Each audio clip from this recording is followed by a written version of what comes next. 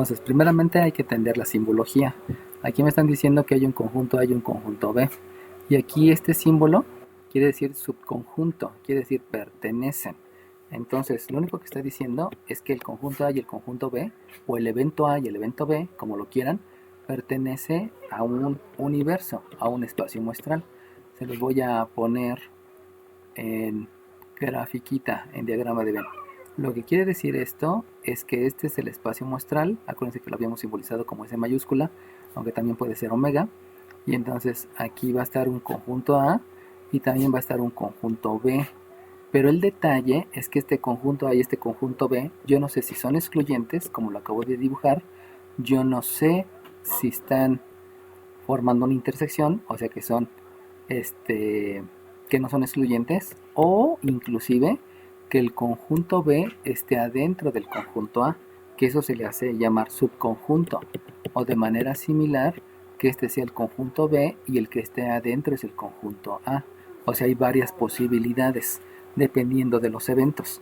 Eso no se los había mencionado hasta ahorita, pero en realidad hay muchas posibilidades de cómo pueden estar los conjuntos. Se los voy a dejar dibujados para que les quede claro, ¿no? Puede ser que sean excluyentes, puede ser que sean no excluyentes cuando se está formando una intersección, puede ser que sean subconjuntos, donde el conjunto más grande sea el A y el más pequeño sea el B, o puede ser al revés, donde sea el conjunto A el que está incluyendo al conjunto, el A está dentro del conjunto B. Todas esas son las posibilidades de lo que yo pudiera tener cuando estamos hablando de conjuntos. Y no hay más. Esa es una gran ventaja, ¿no? Que como no hay más posibilidades, y como no hay más posibilidades, pues no hay tanto problema de ver alguna otra situación más que esa, ¿no? Bueno, ahora bien, ya que sabemos cuáles son todas las posibilidades que hay, porque siempre es necesario ver todo lo que puede ocurrir para prevenir, y algunas veces hasta se nos van algunas situaciones. Lo primero que me están diciendo es que hay una probabilidad de A que es 0.3, una probabilidad de A unión B que es 0.6, y me están diciendo que calcule la probabilidad de B. Si ustedes se acuerdan, yo les había mencionado que siempre tienen que empezar con el dato que tenga una fórmula. Si ustedes se acuerdan, aquí hay una fórmula, y esa fórmula les había dicho que de manera general utilicen la fórmula de eventos no excluyentes. Eso quiere decir que de entrada, para el inciso A, yo voy a utilizar la ley de la suma de eventos no excluyentes. Eso implica entonces que la probabilidad de A unión B yo la voy a calcular como la probabilidad de A más la probabilidad de B menos la probabilidad de A intersección B. Ahí voy a comenzar. Por lo tanto, ya que comencé con eso, porque sé que voy a comenzar con esta fórmula, y esa fórmula, la más típica, es la de eventos no excluyentes. Ya saben que la de eventos no excluyentes es la que tengo aquí. Entonces, hago la consideración que me dicen en el inciso A, y en el inciso A me están diciendo que son independientes. Por lo tanto, si son independientes, la independencia, ¿a qué regla o a qué ley va a modificar, va a afectar?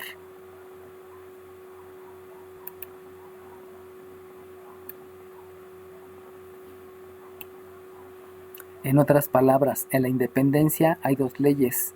¿Cuáles son esas dos leyes? Que es la misma pero diferente. 6. 6, dime. Es la ley de la multiplicación o la ley de la multiplicación para eventos independientes. Exacto, es la ley de la multiplicación. Entonces, siempre que me hablen de independencia, la que se va a estar cambiando, modificando, es precisamente la regla de la multiplicación, no la de la suma. La de la suma es para excluyentes o no excluyentes, pero para independientes es la regla de la multiplicación. Entonces, en el momento que me dicen independencia, lo que yo ya sé es que la ley o la regla, como la quieran manejar, son los dos nombres son adecuados. La regla de la multiplicación me dice que la probabilidad de A intersección B va a ser para eventos independientes simplemente la multiplicación de A por la multiplicación de B. Recuerden que las otras, se las voy a escribir aquí arriba, para cuando estoy diciendo que no hay independencia, entonces la probabilidad de A intersección B se calcula de dos formas. La primera es que primero ocurra A y la segunda es que primero ocurra B. Por la probabilidad que ocurra B debido a que primero ocurrió A, o por la probabilidad de A debido a que primero ocurrió B. Esa es la de la no independencia o de la dependencia, como lo quieran ver, ¿no? Vamos aquí a escribirle de eventos dependientes. Y la otra es para los eventos independientes. Por lo tanto, como me están diciendo que son independientes, yo puedo hacer la sustitución de esto aquí. Ya saben que sustituir quiere decir reemplazar. Por lo tanto, voy a realizar la sustitución.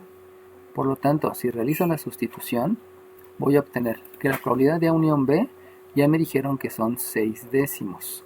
Pero como sé simplificar, sabemos que eso es 3/5. Y esto es la probabilidad de A, que la probabilidad de A, aquí me estaba tapando, que la probabilidad de A es 3 décimos. 3 décimos. Como esa no se puede simplificar, mejor vamos a dejar a la otra en décimos para que sea más rápido la operación. Tengo así el mismo denominador y es más rápido obtener los resultados. Le voy a sumar la probabilidad de B y le voy a restar la probabilidad de A por la probabilidad de B. Pero tú sabes que la probabilidad de A es 3 décimos y la probabilidad de B pues no la conozco y es probabilidad de B. Entonces, de ahí pues ya puedo hacer todo lo que ya saben hacer, que obviamente es jerarquía de operaciones, donde voy a estar haciendo la suma de términos semejantes. Y adicionalmente aquí voy a hacer algo. ¿Alguien sabe lo que voy a hacer aquí? Factorizar. Ajá, voy a factorizar. ¿Qué número de lista eres? 32.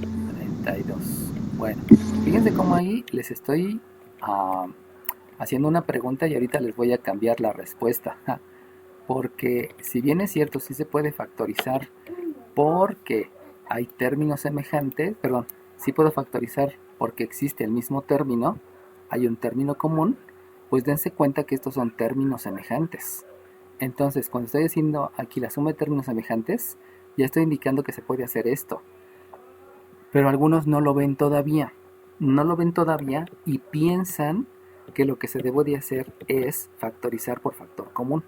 Entonces, ahí les debe de quedar claro que eso simplemente es una suma de términos semejantes y que la operación inversa, que aquí me faltó agregar, la operación inversa obedece, aquí tengo un 3 décimos que está sumando y la operación inversa es que reste al 6 décimos. Por lo tanto, vamos a hacer todo eso y aparte le voy a agregar la propiedad reflexiva. ¿Qué es la propiedad reflexiva? 35. 35, dime.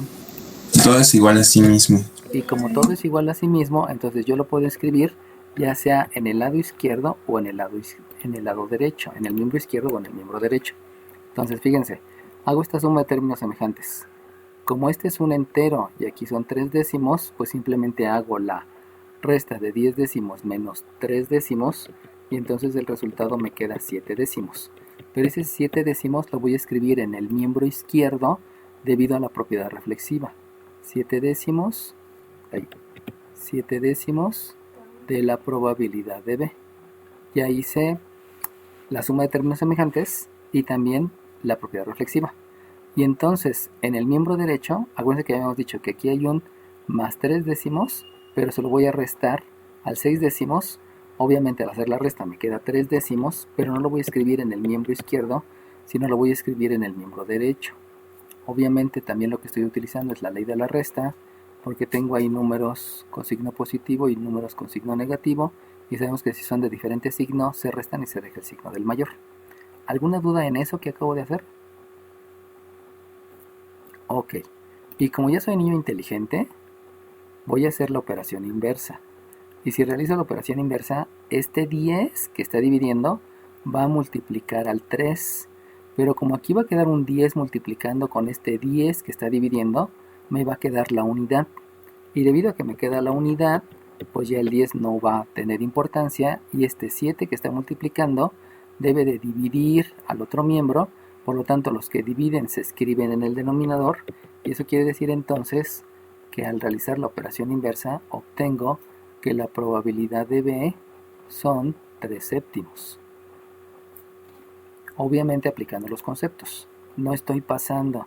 Ayer que estaba revisando un ejercicio de cálculo integral, por ahí se le ocurrió hacer lo siguiente, que tenía un menos 4x igual a 10 y dijo que entonces esto era una x igual a 10 entre más 4.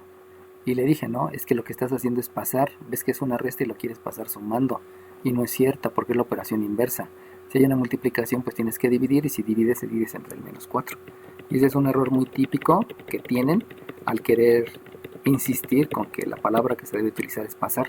Y no es pasar, ¿no? Véanlo por operación inversa, para que sea un poquito más digerible a la larga. Bueno, ¿alguna pregunta de lo que hice? Yo, profe. Dime. El 7 décimos es que no me cuadra de dónde salió. Acuérdate que te tengo que cambiar la idea. Tu compañero dijo que era factorización porque es el mismo factor. Sí, sí es cierto. Pero tienes que empezar a visualizar que estos son términos semejantes. ¿Por qué son términos semejantes? Pues porque resulta que aquí tiene un número 1 que dice que es una vez la probabilidad de B menos 3 veces la probabilidad de B. En otras palabras, es como si tú tuvieras una X menos 3 décimos de X. Pero resulta que una X pues son 10 décimos de X. Por lo tanto, al ser términos semejantes, lo único que debes de hacer es la operación con los coeficientes. Entonces, debido a que tienen el mismo denominador, tú tienes el mismo denominador, lo único que debes de hacer es la ley de la resta con el numerador. Por eso, el 10 menos el 3 te va a quedar un 7, el denominador es el mismo, un 7, el denominador es el mismo, y como estamos hablando de términos semejantes, pues va a seguir siendo X. Esos son conceptos. Términos semejantes, como los dos son X, pues va a seguir siendo X. ¿Cuántos son? Son 10 décimos y 3 décimos. Es como cuando en la primaria te decían, tienes 10 manzanas y le restas 3 manzanas, por lo tanto te quedan 7 manzanas, ¿no? Solamente que las manzanas van a estar divididas en 10 partes. Entonces te van a quedar 7 décimos de la manzana. Eso es lo que aprendimos en la primaria. Esa secuencia de la primaria al bachillerato o a la secundaria, a veces no la siguen los maestros y por eso luego surgen algunas imprecisiones cuando estoy manejando el concepto. ¿Sale bien? Sí, profe, gracias. Ok, cualquier duda díganmela, porque acuérdense que aquí todavía podemos explicarles álgebra tranquilamente, pero cuando lleguen a la superior, lo primero que ningún maestro les va a querer explicar va a ser álgebra. Y en la superior estoy hablando de todas las materias, porque en todas las materias se utiliza álgebra, ¿no? Entonces con confianza pregunten, ¿no? No son, por ahí ayer me dijo una alumna, es que es una pregunta absurda, y me decía en su pregunta absurda, según lo que ella decía, ¿no? Si tú tienes 2 décimos del logaritmo neperiano del valor absoluto de x multiplicado por el logaritmo neperiano de 3 cuartos de x más 5, me decía, la constante de integración no se debe de escribir adentro del paréntesis o afuera del paréntesis. Y entonces ya le explicaba que la constante solamente es un número. Y como es un número que se debe de agregar al resultado, ese es el concepto de constante de integración. Por eso solamente la constante de integración siempre va fuera de todo lo demás. Todo lo demás.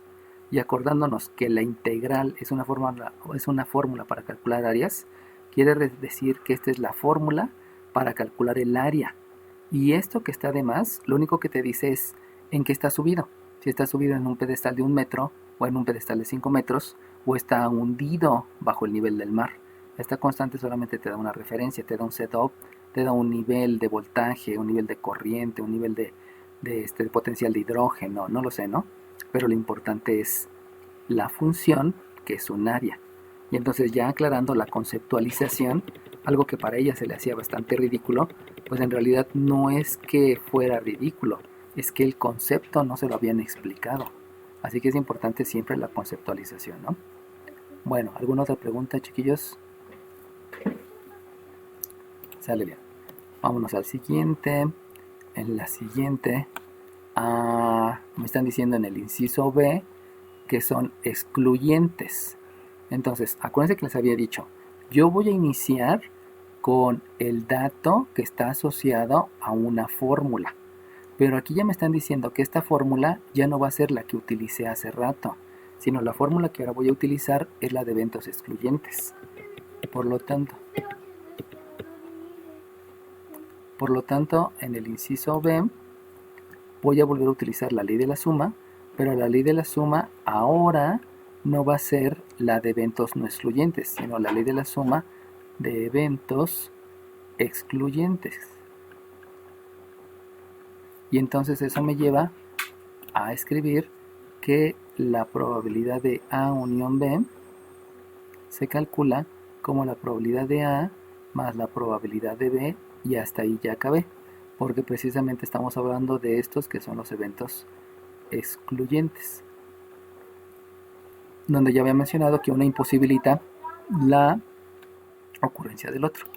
Entonces, si hago la sustitución, lo hacemos aquí adelantito. Si hacemos la sustitución, pues aquí está súper rápido, porque la de la unión es 6 décimos. Habíamos dicho que le íbamos a estar escribiendo en décimos para que fuera más rápido sin el uso de la calculadora. Y esto es igual a la probabilidad de A, donde la probabilidad de A es 3 décimos, más la probabilidad de B, donde la probabilidad de B pues ya no tiene algo más que calcular, simplemente hasta ahí se queda y ya se acabó. Y entonces aquí lo único que debo de hacer son operaciones inversas, y además de la operación inversa aplicar la propiedad reflexiva. Ya dijimos que la propiedad reflexiva es que todo se parece a sí mismo, y por lo tanto este que está en el miembro derecho lo puedo escribir sin ningún problema en el miembro izquierdo.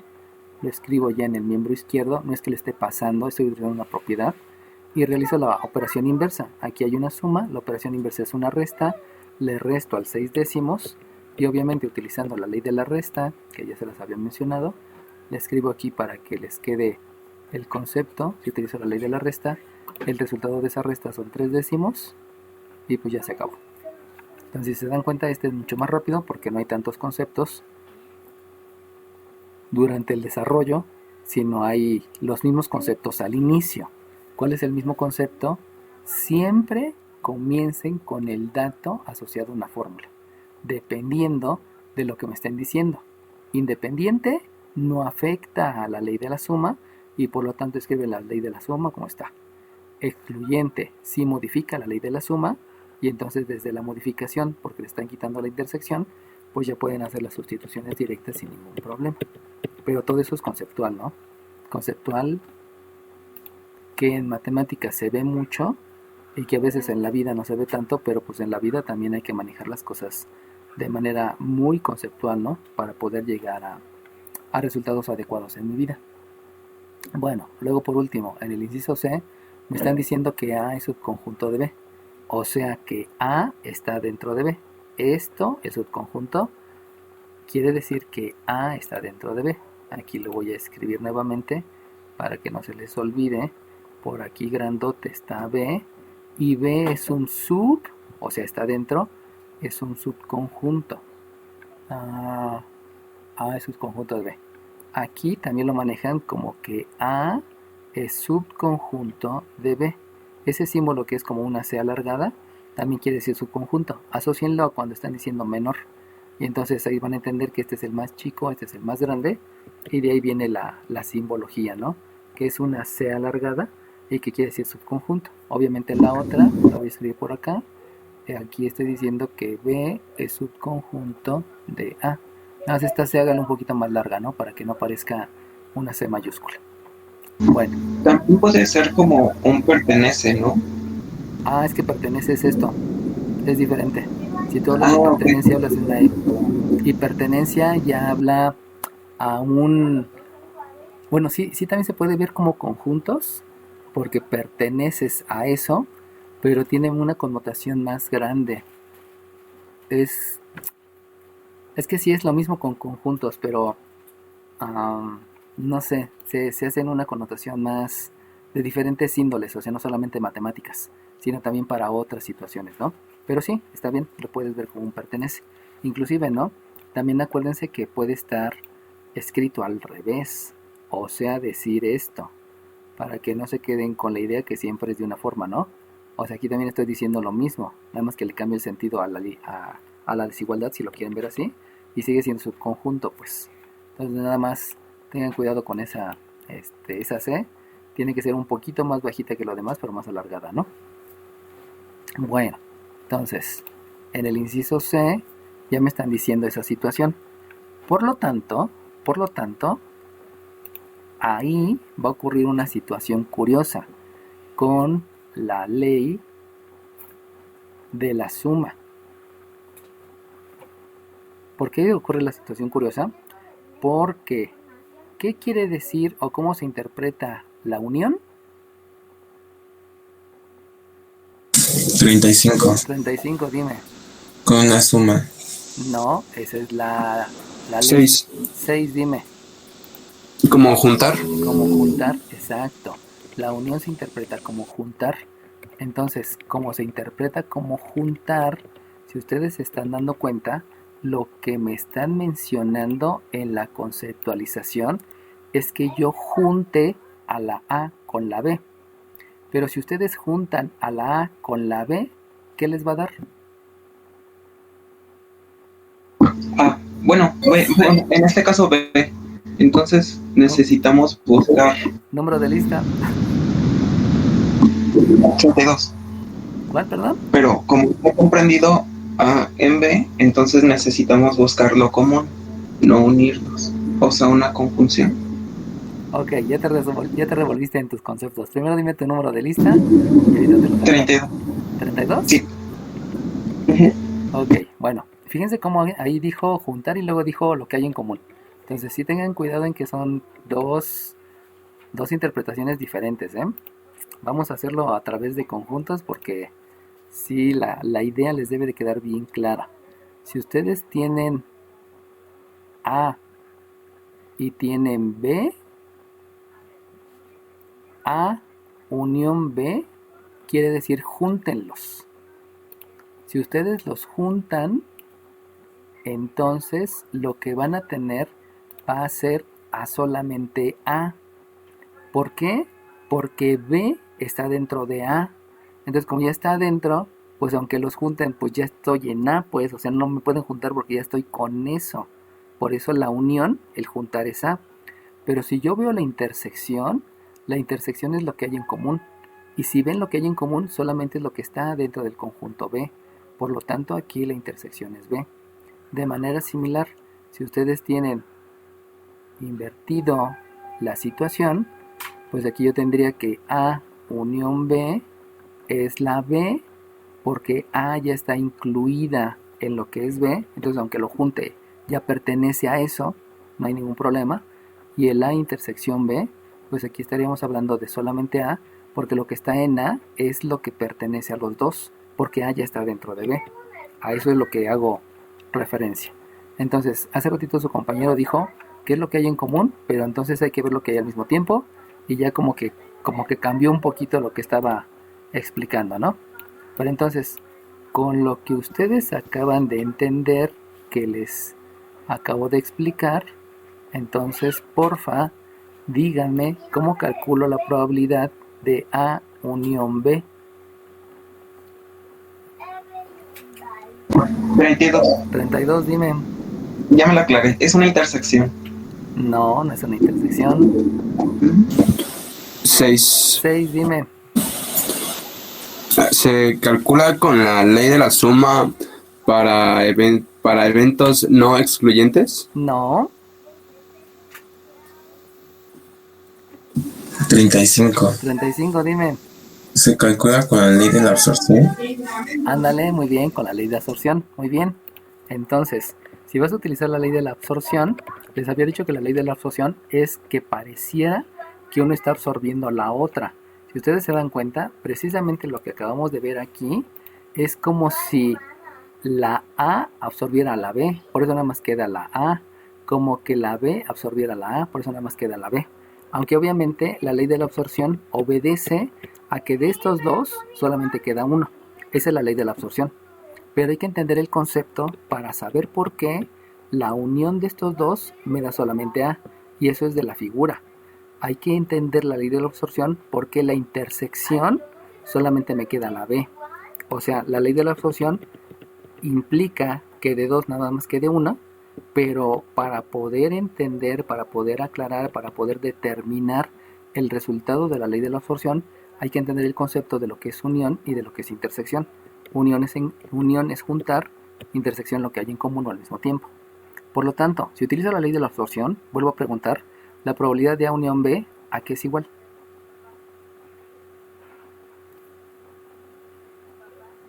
Para esta figura. 6. 6, dime.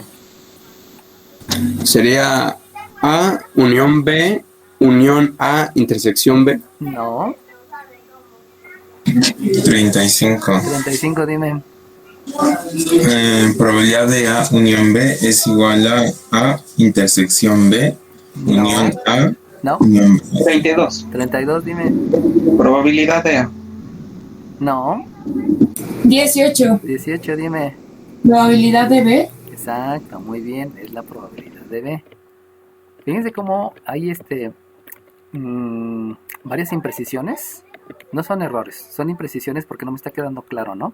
Entonces, va de nuevo la explicación porque esto es fundamental. No en conjuntos. Esto tiene que ver mucho con ay, se me olvidó. Genética. Tiene que ver mucho con genética. Y precisamente las leyes de Mendel y muchas leyes de genetistas que vienen por ahí que no me las sé, tiene mucho que ver con conjuntos. De entender, a veces el gen recesivo o el gen dominante, tiene mucho que ver con conjuntos partiendo de la ley de la suma y la ley de la multiplicación. Ahí es un salto que van a dar ya en la superior, ¿no?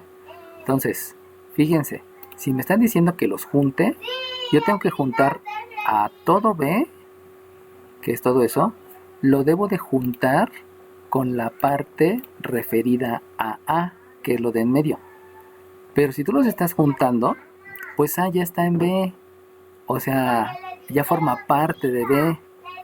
Entonces el juntar pues ya no tiene como que sentido porque ya forma parte.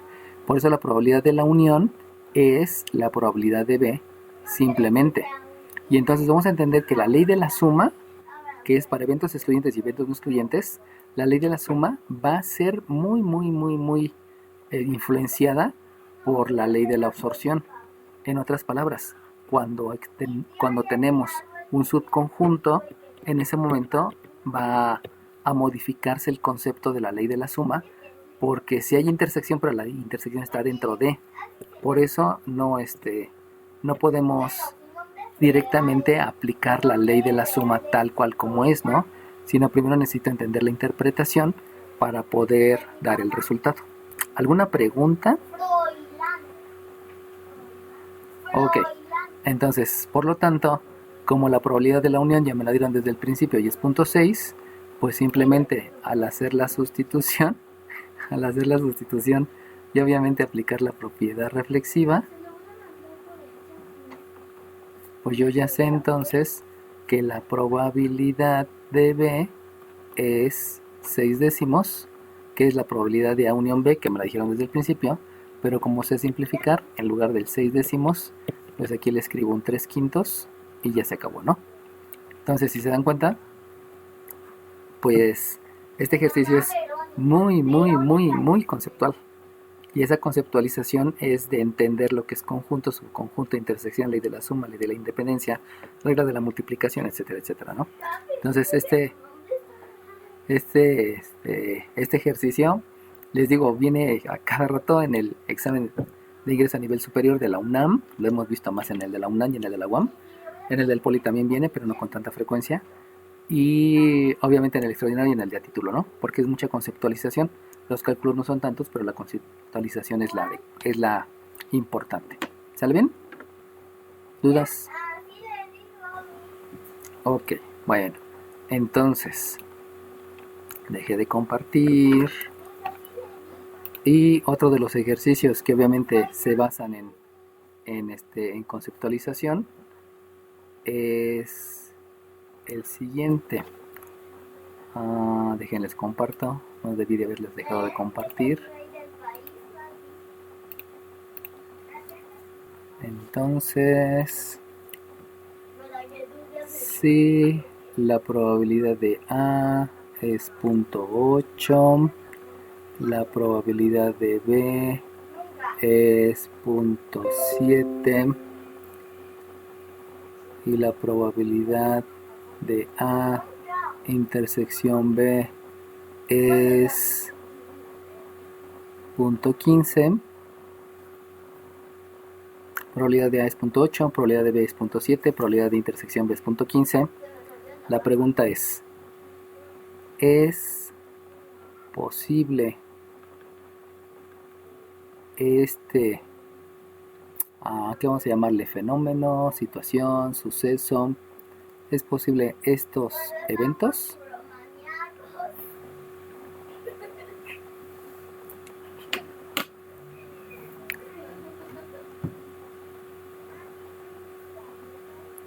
¿Alguien me puede decir si es posible o no es posible?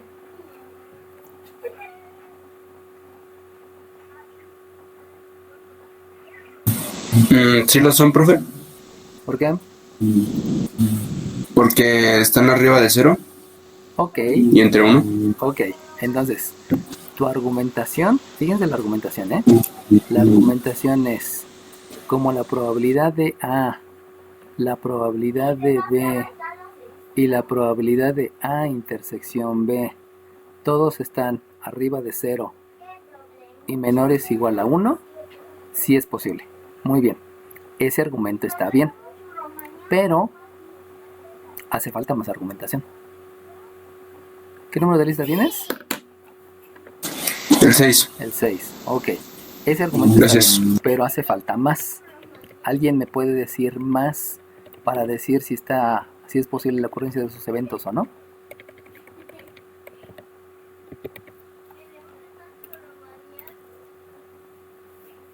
Es como cuando salen con una chica. Es que está súper guapa.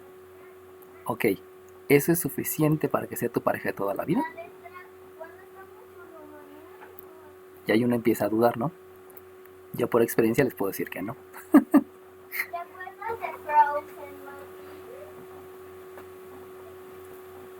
¿Alguien más me puede decir por qué si es posible o no es posible?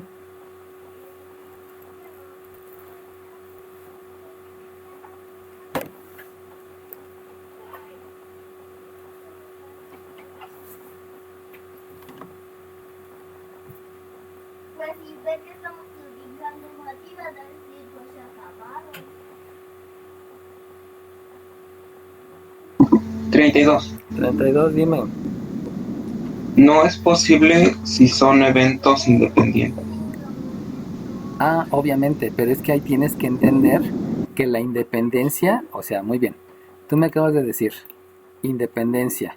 ¿Qué quiere decir independencia? Pues la independencia, entre otras cosas, quiere decir que la probabilidad de A intersección B debe de ser probabilidad de A por la probabilidad de B.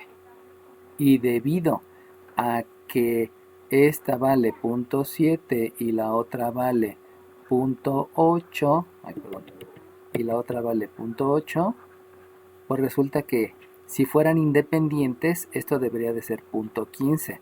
Pero si tú haces la multiplicación, lo estoy haciendo con expresión decimal para que sea más rápido, aquí me da 0.56 y aquí me da 0.15. Entonces, como son diferentes, la conclusión que tú obtienes es que no son independientes. Muy bien, me acabas de dar la argumentación para decir que no son independientes, pero yo no te pregunté si son dependientes o independientes. Lo que yo te estoy preguntando es que si es posible que existan estos eventos. ¿Qué número de lista tienes? 32. 32, ok. Entonces tu argumentación sí está bien, pero va dirigida hacia otro punto. Entonces sí es bueno que los vaya explicando para que entiendan cómo van a comprobar, porque muchas veces en las preguntas de evaluación te preguntan eso, ¿no? ¿Son independientes? ¿Son excluyentes? Etcétera, etcétera, ¿no? ¿Existen los eventos? Entonces tu argumentación está bien y tu argumentación me da por conclusión que no son independientes. Muy bien, no son independientes, perfecto. Pero yo quiero que sí es posible que estos eventos existan. Aquí se me olvidó escribir. Es posible que estos eventos existan.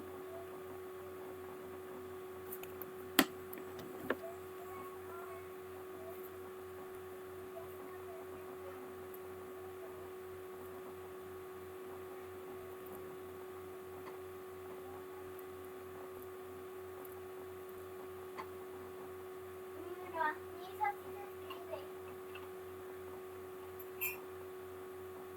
Se lo puedes mandar a mis compañeros para que vean porque conmigo no pueden.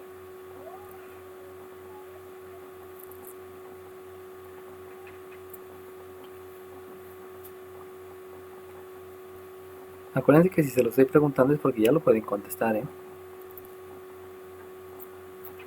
¿Qué tienen que hacer? Razonar. ¿Qué es razonar? Es acuérdate de todo lo que te haya enseñado yo y tus demás maestros, asocia esos conceptos y da un juicio crítico, da una respuesta crítica, que puede ser verdadero, que puede ser falsa, ¿no? Pero tienes que asociarlo con todos los conocimientos ya adquiridos. O sea, no te estoy preguntando algo nuevo, es algo que debes de contestar de acuerdo a lo que ya te enseñé.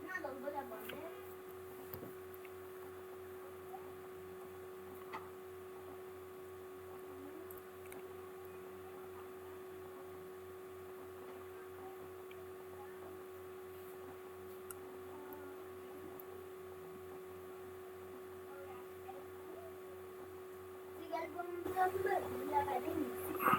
La academia.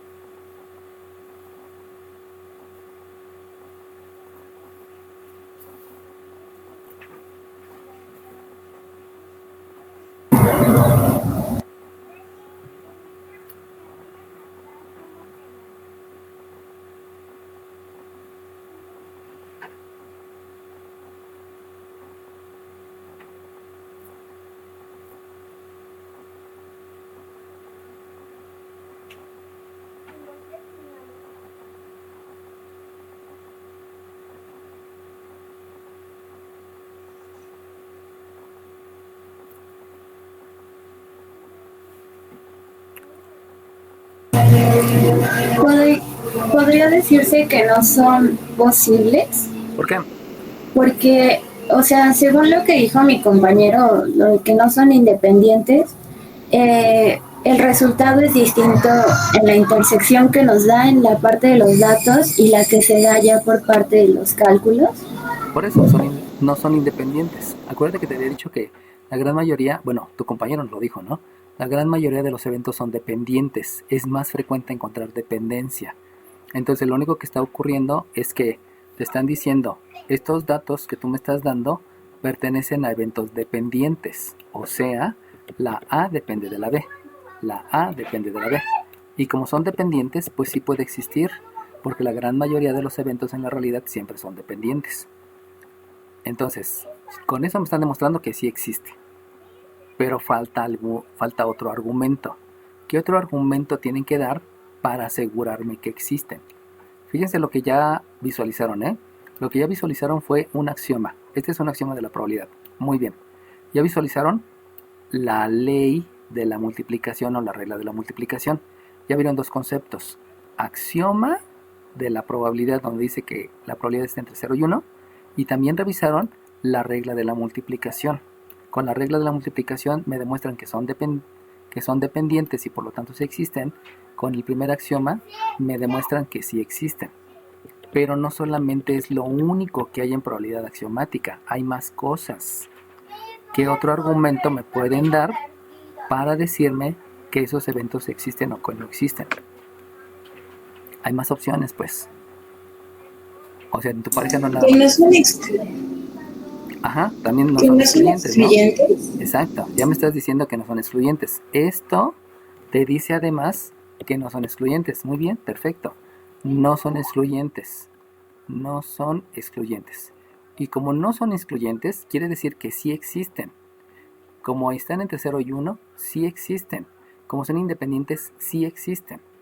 Pero ¿qué otro argumento me tienes que dar para asegurarme que los eventos existen? Ya vieron tres conceptos. ¿Algún otro? Que ambas probabilidades suman más de uno. Bueno, punto 15. Ah, ok, pero eso no, eso tiene que ver con lo excluyente, ¿no? O sea, suman más, pero aquí resulta que no son excluyentes. Entonces, obviamente, pues también existen, ¿no? O eso sí es posible. Lo habíamos visto en los conjuntos, ¿no? Donde yo les decía que había 50K, que había 80K, pero que había 45 aquí. Y por lo tanto, en total, sí podían ser 110, ¿no? ¿Alguien más que me diga un argumento para decir que sí existe o que no existe? No,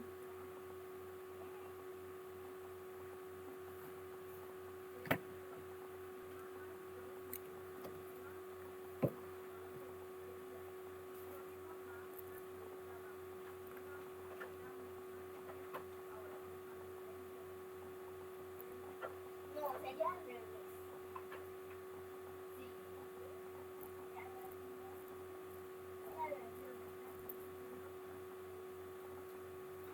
El 1, el 2 y el 3. No, ese es el 2.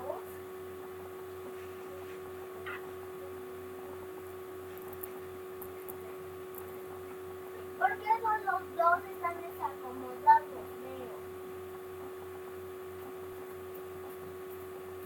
¿Cómo de que no sabe?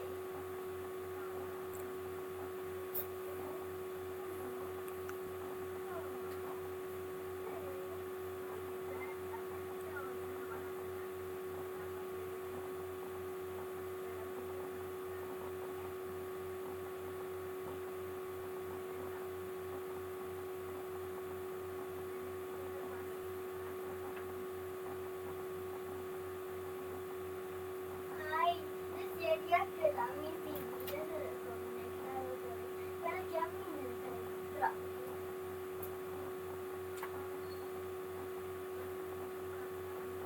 Dos minutos para pegar mis cosas y desconectar.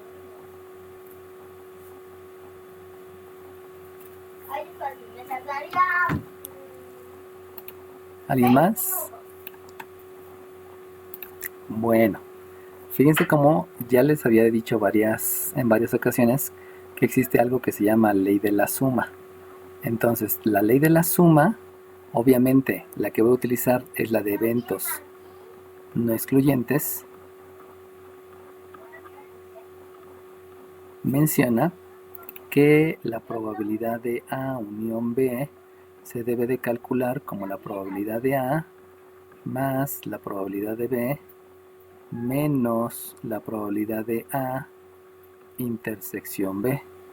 Eso implica que si yo hago la sustitución en la ley de la suma, entonces lo que voy a tener es que la unión no la conozco. Entonces la probabilidad de A unión B es 8 décimos, manejándolo con números racionales, más 7 décimos, manejándolo con números racionales, menos 15 centésimos. Entonces vamos a cambiarlo, que sean 70 centésimos, que sean 80 centésimos, y eso quiere decir entonces que al realizar la jerarquía de operaciones, y obviamente en la jerarquía de la operación vamos a utilizar la ley de la suma cuando los números tienen el mismo signo y la ley de la resta cuando los números tienen signo diferente, y entonces obtengo que la probabilidad de A unión B es 80 más 70 me da 150, y 150 menos 15 me queda 135 sobre 100. Y entonces, por lo tanto, ¿qué?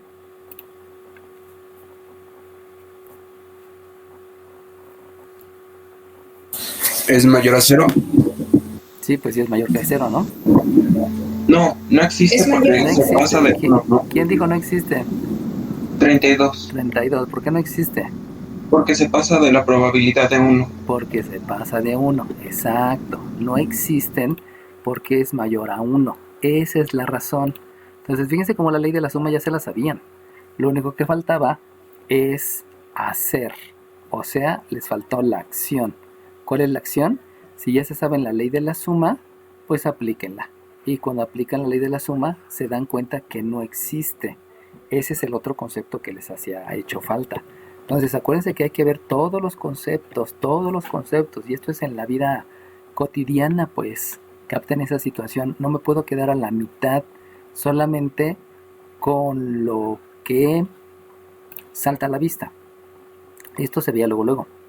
Esto también fue un poquito más de razonado. Esto también se veía luego luego.